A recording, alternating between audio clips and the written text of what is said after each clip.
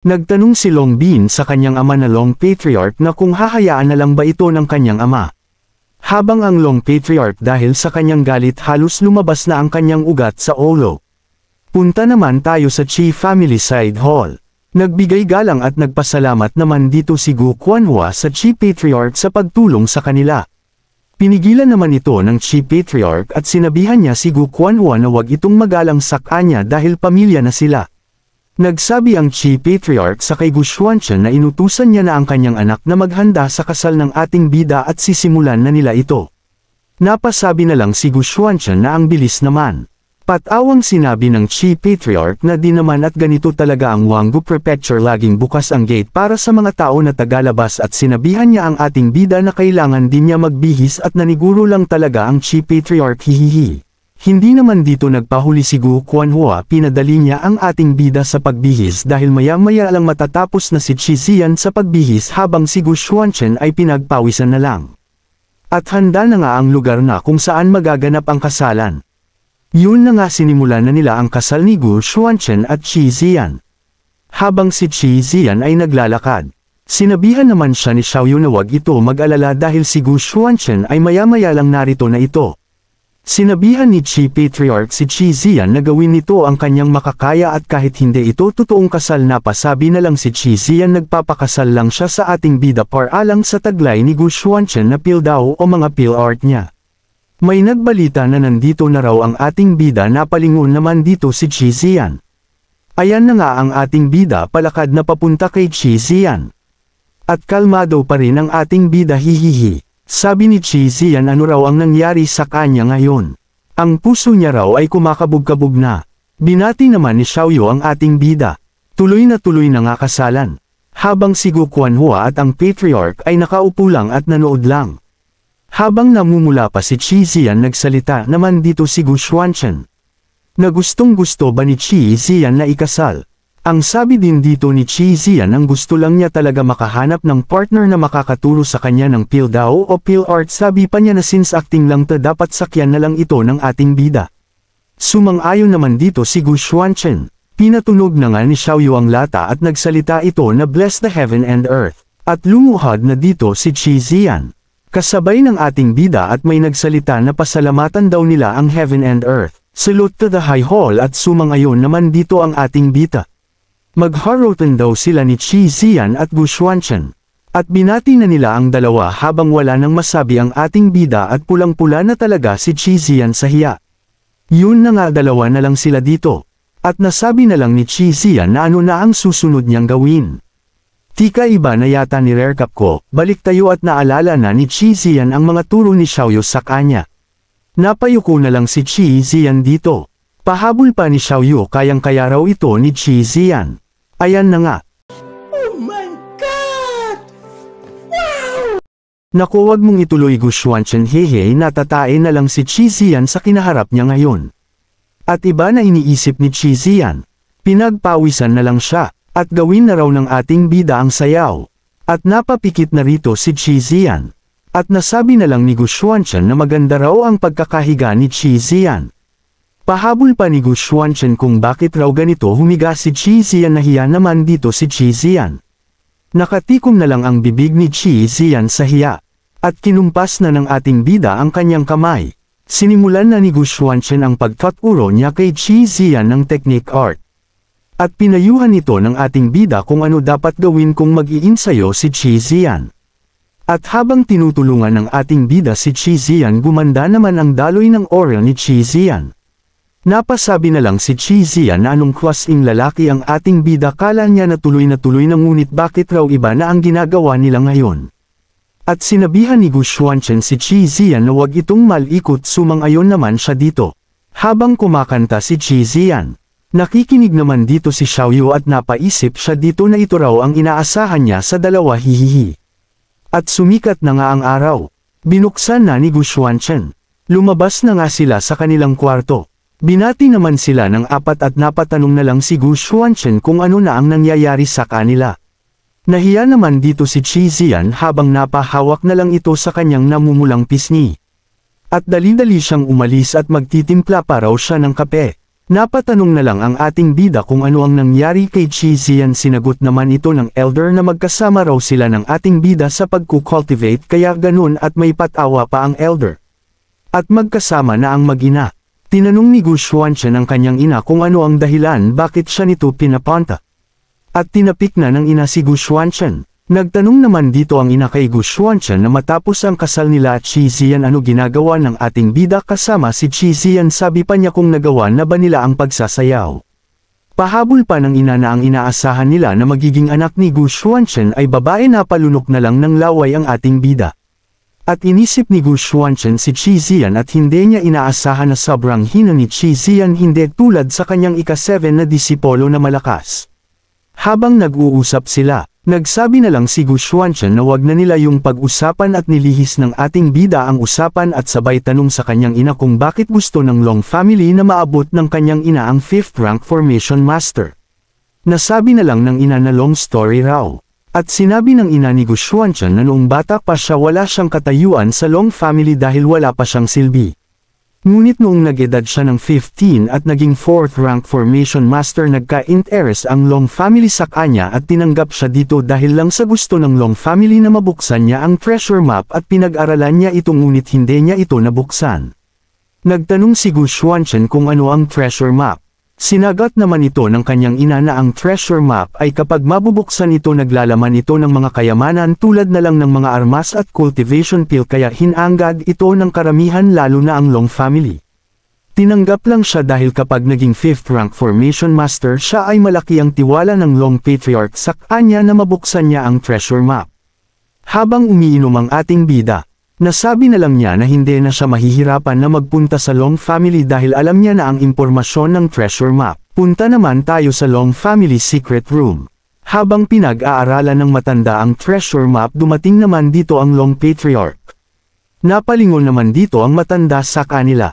Nasabi na lang ng Long patriarch at tinawag niyang ama ang matanda at nagsabi sa kanyang pag-iisip na isa ng 5th rank formation master ang kanyang ama ngunit hindi niya pa rin mabuksan ang treasure map.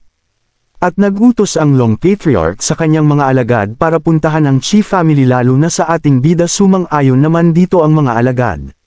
Nasabi na lang ng Long patriarch na kahit malakas ang ating bida niya ito hahayaan lang at walang gagawin. Ngunit may lumuto sa kanilang harapan na isang alagad na maraming sugat at nagulat na hindi raw maganda ang sitwasyon nila.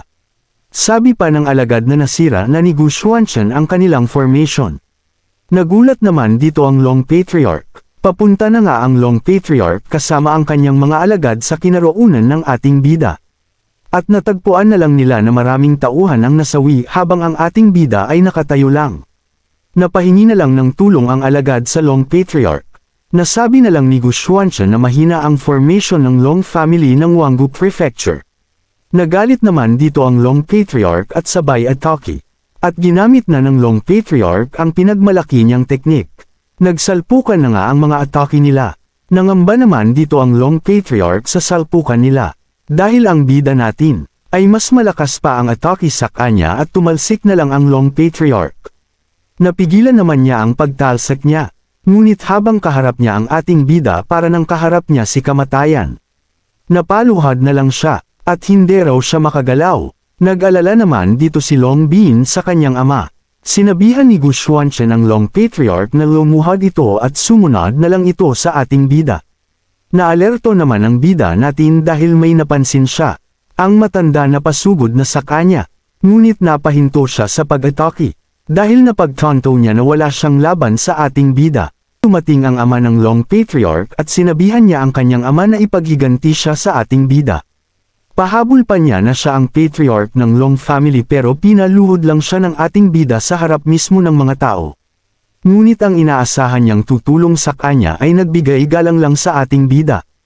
At lumuhod at nagsabi na siya raw si Long Qingyan at binati niya ang ating bida. Habang nakaluhod ang matanda sa harap ng ating bida, nagulat naman sila sa mga nasaksihan nila. Nalugmok na lang ang patriarch sa ginawa ng kanyang ama. At sinabihan ng matanda ang kanyang anak na huwag itong magsalita na ikakasama ng ating bida. Tinanong ni Gu Xuanchen kung party ba ang matanda sa Long family sinang-ayonan naman ito ng matanda. Nasabi na lang ng matanda na siya ay isang 5th rank formation master. Nanahimik na lang dito ang Long Patriarch. Pinakilala ng Long Patriarch si Gu Xuanchen na ito ang anak ng ika-4 na anak ng matanda. At tinawag ng matanda si Gu Xuanchen na apo niya raw ito at tinangkal niyang hawakan ang ating bida. Ngunit lumihis lang dito ang ating bida. Sinabi ni Gu Xuanchen na sapat na natawagin ng matanda na anak niya ang kanyang ina pero siya hindi niya gustong maging apo ng matanda. Biglang tumahimik ang paligid sa mga narinig nila mula sa ating bida. At humingi na lang dito ng tawad ang matanda at kalimutan na lang nila ang nakaraan. Nakatingin lang dito ang ating bida, habang ang matanda ay nakaluhod lang habang humihingi ito ng tawad. Pinakalma naman siya ng ating bida at hindi niya raw intensyon na ipahiya ang matanda at dalhin na lang siya sa treasure map at kukunin niya ito. Di naman dito sumang-ayon ang Long Patriarch dahil ito ang kanilang secret treasure map. Pero pinahinto ng matanda ang kanyang anak na Long Patriarch. Sinabihan ng matanda ang ating bida na dito raw ang daan ng treasure map. Makalipas ang ilang oras, nasa secret room ng Long family na ang ating bida at sinimulan niya ng sirain ang restriction o seal ng treasure map. At sabay sinira na ng ating bida ang seal ng treasure map. At lumiwanag naman ang treasure map. Nagsimula ng masira ang seal ng treasure map. At napasabi na lang sila na ang seal sa treasure map ay nawala na. Nasabi na lang ng Long Patriarch na malaki ang oras na nagamit nila para lang masira nila ang seal ng treasure map pero hindi sila nagtagumpay na masira ang seal. Habang kinukuha na ng ating bida ang treasure map napasabi na lang ang Long Patriarch na sino nga ba ang ating bida. Biglang may nag-activate na formation sa tinatayuan ng ating bida. Napansin naman ito ng ating bida at wala pa siyang ideya dito. At may bagay na biglang lumabas na saksihan naman ito ng Chi family. Nakikilala naman ito ng Chi Patriarch, na ito ay isang Saint Relic. Ang Saint Relic, ito ay nandito na ito noong ancient times pa ito ay tinawag na Ancient Saint Relics. Sabi pa nila na ang Saint ay pangalawa lang sa Emperor at ang Saint Relic ay importante ito at buong Chindian continent ay naghahangad nito. At may sabi-sabi na ang Saint Relic ay isang pamana na iniwan ng isang tao. At ipapamana ito sa mga taong ininakdang magmana nito. Nasabi na lang ni Gu Xuanchen na hindi niya inaasahan ang kayamanan na alam niya ay naging relic ito at sabi ng ating bida na ang relic na ito ay hindi siya nagkakamali na kay Xiaotian ito. Ang relic na naiwan ni Xiaotian ay namali ang pagtuklas ng ating bida dito o nakita niya ito na hindi inaasahan. Tinawag ni Gu Xuanchen ang Xiaoyao sect. At tumugon naman dito ang mga disipolo at Xiaoyao Patriarch. At sinabi ni Gu Xuanchen sa kanila na ang lokasyon ng Saint Relic ay nasa Chengxia Territory at ang maganda raw gawin nila ay pangunahan ito ng Xiaoyao sect. Punta naman tayo sa Chengxia Territory. Habang naglalakbay sila gamit ang lumilipad na espada, nasabi na lang ni Mokuanya na talagang pupunta sila sa Chengxia Territory. Punta naman tayo sa nakalipas na araw sinabihan ni Gu Xuanchen ang Xiaoyao Patriarch na ang Saint Relic ay makakatulong ito sa kanilang cultivation. At inutusan ni Gu Xuanchen si Elder Chi Hu na siya ang mag-escort sa kanyang magulang pupunta sa tinutuloyan ni Gu Yuan sumang-ayon naman dito ang Elder. Balik tayo sa salukuyan at sinabihan ng Xiaoyao Patriarch si Mokuanya na ang gagawin nila ay sundan na lang nila ang ating bida wala naman dito magawa si Mokuanya. Nagsalita si Mokuanya na kung hindi ba magagalit si Chi Ziyan na umalis ang ating bida matapos ang kasal, punta tayo sa Chi family. Nag-iwan pala ang ating bida ng sulat. At tiningnan na nga ito ni Chi Ziyan ang sulat ng ating bida na nagsabi na may inaasikaso siya ngayon at ang kanilang kasal ay pikilang kaya kapag ikakasal si Chi Ziyan sa hinaharap gumawa na lang ito ng divorce paper para sa kanilang dalawa. At dumating si Xiaoyu at nagsalita na mag-insayo na raw si Chi Ziyan para pataasin ang kanyang daw dahil ito ang turo ng ating bida na sabi na lang ni Chi Ziyan na anong klaseng tao si Gu Xuanchen dahil sa gabing yun insayo lang ang nagawa nila. Habang nalungkot si Chi Ziyan sa pag-alis ng ating bida, nagpasalamat na lang siya sa ating bida. Balik tayo sa lugar kung saan ang ating bida. Sa kanilang paglalakbay biglang napahinto ang ating bida. Pinahinto niya rin ang kanyang mga kasamahan. Nabigla ang Patriarch sa mga nakita nito, dahil ang lokasyon ng treasure ay nasa Phantom of the Ancient Emerge. Habang nakatayo ang ating bida, bigla siyang kumilos, at tumalon sa baba, at naghanda ang ating bida ng atake. Nagiba na nga ng ating bida ang kanyang tinatayuan. Nagulat naman sila dito at namukan nila ito, dahil ito ang lagusan ng treasure. Habang papasok sila tinuro ni Mo Kuan-yan ang bagay na napansin nito. Pinuntahan naman nila ito, ang Lingtian Ancient Relic. Masaya ang dalawa dahil nakatagpo sila ng kayamanan at pinuri ni Mo Kuan-yan ang kanyang master Gu Xuanchen. Biglang may umatake na pansin naman ito ng Xiaoyao Patriarch. At sinalag ito ng Xiaoyao Patriarch at pinag-ingat niya rin ang ating bida. Nagseryoso naman dito ang Patriarch sa umatake sa kanila. Nagsalita ang umatake sa kanila ng ating bida na aalis raw sila ng ating bida. O mamamatay sila dito. Napa-atras ang Xiaoyao Patriarch dahil ang mga kalaban nila ay nasa Golden Body Realm na mas mataas pa sa 10,000 Law Realm. At tinutukan ng kalaban ang ating bida. At kung ito raw ba ang leader nila, pahabol pa niya na ang magandang gawin raw ng ating bida ay umalis na lang para walang masamang mangyari daw sa ating bida at sa kasamahan nito. Di naman pumayag dito ang Xiaoyao Patriarch at sinabihan niya ang nagsalita na wala raw itong karapatan na kausapin ang ating bida sabay atake dito. Na-counter naman ng lalaki ng walang kahirap-hirap ang atake ng Xiaoyao Patriarch. At napinsala naman dito ang Xiaoyao Patriarch. Nag-alala naman dito ang dalawa. Sa Xiaoyao Patriarch dahil ito'y tumalsik at dali-dali naman ito tinulungan nila Mo Kuan-yan. Nakilala ng lalaki ang atake ng Xiaoyao Patriarch at ininsulto niya ito na kung paano raw naglakas loob ang maliit na sekta ang Xiaoyao sect na nakawin ang kanilang Saint Treasure. Hindi naman dito nagpaapi si Han Gong at sinugod niya ang mayabang na lalaki. Ngunit sinabayan naman si Han Gong ng kasamahan ng lalaki. Nasalag naman ito ni Han Gong. Pero lumihis ito kay Mo Kuan-yan at bahagyan niya lang itong nasalag. Kaya siya ay natamba na lang. Nil-8 naman si Gu Xuanchen ng lalaki dahil ang bida natin ay nakatayo lang at wala pang ginagawa. Pahabol pa ng lalaki na sobrang hina raw ng kasamahan ng ating bida. Di pa nakuntinto si Mr. Bean tinuro at tinawag niya pa ang ating bida na isang aso. Panarinig naman ng ating bida sa lalaki na sino raw ang sinasabi niyang mahina.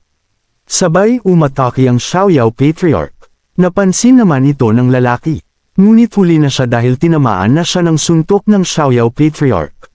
Di na naman dito nakareact ang mga kasamahan ng lalaki. Sinabi ng Xiaoyao Patriarch sa kanila na wag nilang maliitin ang kanilang Master Gu Xuanchen dahil siya ang makakalaban nila. Biglang may nagsalita at napansin naman ito ng dalawa. Ang pagpalabas ni Han Gong ng kanyang malakas na aura. Nasilaw naman ang dalawa sa pinalabas ni Han Gong na aura. Hindi makapaniwala ang panot sa mga nasaksihan niya. Biglang lumitaw si Mo Kuan-yan sa likod ng panot at sinabihan niya ang panot na lahat ng bagay ay hindi niya pa ito nakita. Lumingon naman dito ang panot kay Mo Kuan-yan. Habang paparating na sa kanya si Mo Kuan-yan. Di naman nakareact ang panot dahil napalo na siya ni Mo Kuan-yan. Nagbigay galang ang tatlo sabay sabi na naintindihan nila raw ang meaning ng Emperor's Scripture. At pinuri ni Gu Xuanchen ang tatlo dahil hindi nila nakalimutan ang meaning ng Emperor's Scripture. Napatanong na lang ang lalaki dahil ano raw ang nangyayari bakit naintindihan nila ang Emperor's Scripture at nasabi na lang ng lalaki na isa o dalawa lang ang nakakaintindi ng Emperor's Scripture kada era ngunit sila raw at naintindihan ito ng sabay. Mayabang na sinabi ni Mo Kuan-yan sa master niya na si Gu Xuanchen na ang kanyang senior brother at Xiaoyao Patriarch ay kayang mangdorog ng isang atake lang pero siya dalawang atake narinig naman ito ng lalaki. At nasabi na lang ng lalaki na sinasabi ba nila at minaliit nila ang Chengxia Warrior at basta-basta na lang sinabi ni Mo Kuan-yan na kaya niyang pabagsakin sila ng dalawang atake lang. At sa wala nang magawa ang lalaki nagtawag siya ng isang kasamahan at tinawag niya itong Miss Chin at sinabi niya rin ang lahat ng nangyari at humingi din ito ng tulong para tapatan ang grupo ng ating bida. Napansin naman ito nila sa pagdating ni Miss Chin. Si Qin Wan ang descendant ng Qin family tinanggap naman ito at tutulungan niya raw ang lalaki. Pero pahabol ni Qin Wan na kailangan niya raw ng 90% sinang-ayonan naman ito ng lalaki. Pinuri naman ni Qin Wan ang lalaki dahil madali itong kausap. Sabay hawak sa kanyang espada. At tinutok niya ito sa ating bida. Wala namang masabi si Gu Xuanchen sa inasta ni Qin Wan.